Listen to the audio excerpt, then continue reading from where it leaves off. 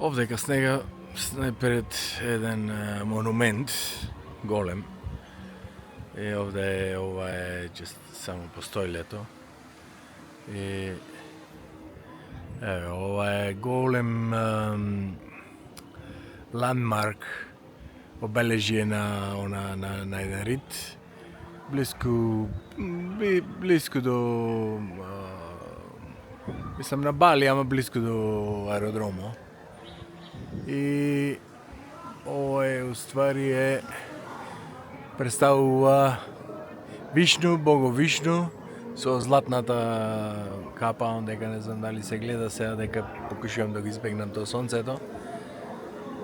И јава на некој сокол, нешто во индиската митологија.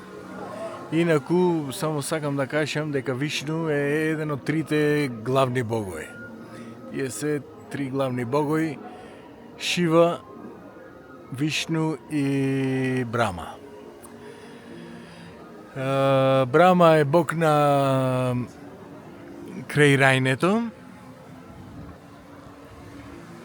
Вишну е протектор, она брани, зачувува. И Шива е дестројер, уништува. И сега сега мислам улогата на Шива како уништувач не е баш во хиндуизмот замено како нешто негативно. Тоа е нешто, например, како менување на сезоните и после, што се вика, после пролет иде зима, нешто како нормално треба да се старото да се уништи за да има место за ново или нешто така. И сега Шива, инаку Шива е уствари првиот бог. Шива е првиот бог и после од Шива акција, нели, тој ги ствара што се викаат акција е на само уништување и од самиот себе си ги оформува двата други божества, Вишну овај и протектор што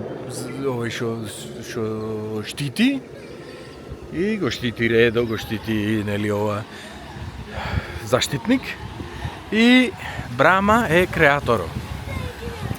Шива, например, кој нешто треба да се смени, некој Шива го уништува старото и Брама креира ново. И сега сето тоа е, например, во индиската митологија мислам самото тоа уништување и новата рекреација, например, рекреирање, не знам дали е тој правилен збор, ама креирање на нешто ново, тоа ми е поентата, тогаш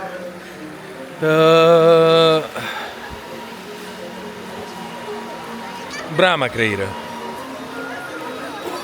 И така, и после тие, уствари, на почетокот на светот се договара деме како да биде светов, што ќе го креира, нешто така, ама инаку Шива е еден од